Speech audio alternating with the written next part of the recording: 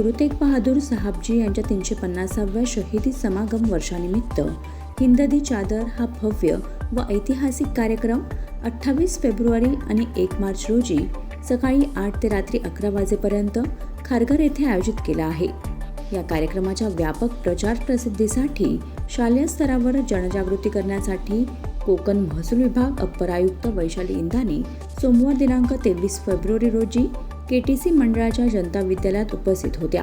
यावेळी जनता विद्यालय आणि शिष्य मंदिर इंग्रजी माध्यमिक शाळेतील विद्यार्थी उपस्थित होते।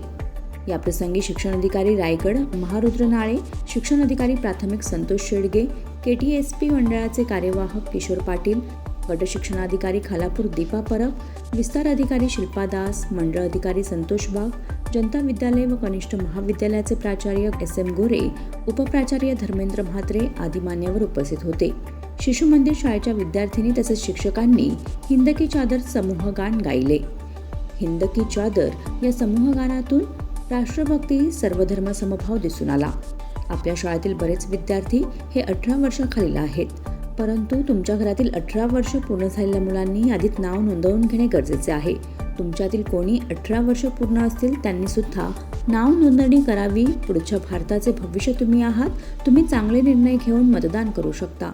त्यामुळे सदृढ भारत घडवण्याची ताकद तुमच्यात असल्याचे कोकण महसूल विभाग अप्पर आयुक्त वैशाली इंदानी यांनी सांगत खारघर येथील कार्यक्रमात उपस्थित राहण्याचे आवाहन केले। श्री गुरु तेग बहादूर साहबजी यांच्या 350व्या शहीदी समागम वर्षानिमित्त महाराष्ट्रात भव्य असा कार्यक्रम होत आहे। दरम्यान पहिला कार्यक्रम नांदेड येथे झाला असून दुसरा कार्यक्रम खारघर येथे होणार आहे। देशाला स्वातंत्र्य मिळवून देण्यासाठी प्राणाची आहुती देणाऱ्या स्वतंत्र सैनिकांची माहिती विद्यार्थ्यांना व्हावी यासाठी कार्यक्रम आयोजित केल्याचे गट शिक्षणाधिकारी खालापूर दीपा परब यांनी बोलताना सांगितले। आज आपण इथे हिंद की चादर या कार्यक्रमानिमित्ताने समूह गानाकरिता उपस्थित आहोत। आपण सर्वांनी हे समूह गाणं ऐकलं। याच्यातून एक राष्ट्रभक्ती आणि सर्वधर्म समभाव आपल्याला दिसून आला।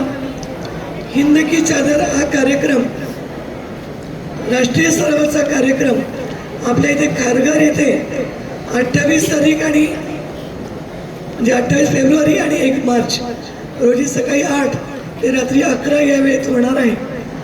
तरी तिथे उपस्थित राहून सर्वांनी लाभ घ्यायचा आहे। आणायचे तुम्ही युवा पिढी माझ्यासमोर उपस्थित आहात म्हणून मला तुम्हाला एक आव्हान फक्त वेगळं एक करायचं आहे। तुमच्यापैकी बऱ्यापैकी लोक अजून बरेच विद्यार्थी 18 वर्ष पूर्ण झालेले नसतील, परंतु तुमच्या घरामध्ये जे कोणी 18 वर्ष पूर्ण झालेले असतील आणि तुमच्यापैकी जे 18 वर्ष पूर्ण झालेले असतील, या सर्वांनी मतदार यादीमध्ये आपलं नाव नोंदवावं, जेणेकरून आपला पुढचा जो भारत आहे, भारताचं जे भविष्य आहे ते तुम्ही आहात आणि तुम्हीच चांगल्या पद्धतीने निर्णय घेऊन भविष्यामध्ये मतदान करू शकता। त्यामुळे 18 वर्ष पूर्ण झाल्यानंतर सर्वांनी मतदार म्हणून आपला हक्क नोंदवावा।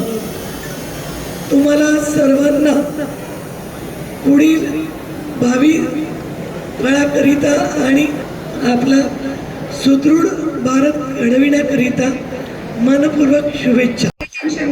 शहीदी वर्ष यावर्षी संपूर्ण महाराष्ट्रामध्ये होत आहे। याचा पहिला कार्यक्रम नांदेड या ठिकाणी झालेला आहे आणि दुसरा खारघर या ठिकाणी होत आहे। तर या कार्यक्रमामध्ये 2 दिवस वेगवेगळे परफॉर्मन्स होणार आहेत आणि गुरु तेग बहादूर यांच्या जीवनाबाबत सुद्धा त्या ठिकाणी उद्बोधन होणार आहे। तर आपण आपल्या शाळांमध्ये सुद्धा हे कार्यक्रम साजरे करत आहोत। तुम्ही याची डॉक्युमेंटरी पाहिलेली असेल।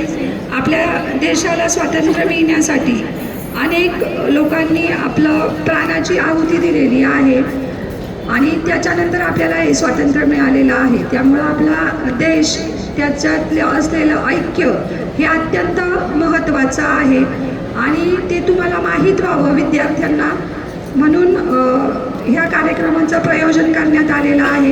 तर आत्ता जे गीत गायन केलेलं आहे, उत्कृष्ट तयारी विद्यार्थिनींची करून घेतलेली आहे, त्याबद्दल मी त्या शिक्षकांचं अभिनंदन करते। आणि मुख्याध्यापकांनी सुद्धा अगदी शॉर्ट नोटीसवर शिक्षण विभागाच्या सर्व कार्यक्रमाचं आयोजन केलेलं आहे. त्यामुळे मी संस्था, मुख्याध्यापक, सर्व शिक्षक आणि विद्यार्थी मित्र सर्वांचं अभिनंदन करते. शिक्षण विभागाच्या वतीने आमची जय महाराज.